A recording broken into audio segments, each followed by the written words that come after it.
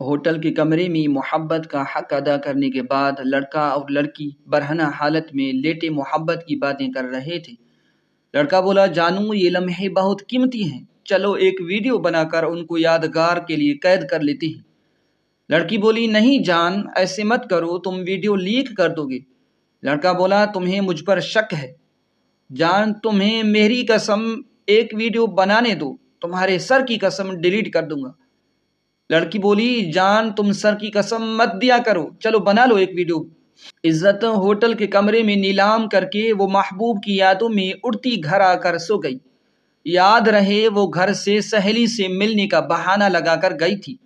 صبح جب وہ اٹھی تو اس کی وہ برہنہ ویڈیو انٹرنیٹ پر وائرل ہو چکی تھی۔ بھائیوں نے اسی وقت مار کر دفن کر دیا۔ لوگوں کو بتایا، اسے سر درد ہوا اور وہ مر گئی۔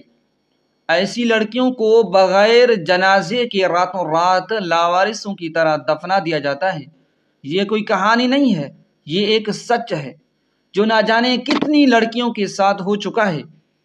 اے بنت ہوا، گاڑیوں میں گھومنا، مہنگے تحفے لینا، آئی فون لینا، ہوٹلوں میں محبوب کے ساتھ کھانے کھانا تمہیں یہ دنیا بہت اچھی لگتی ہوگی، پر یاد رہے یہ ایک بھیانک دنیا ہے۔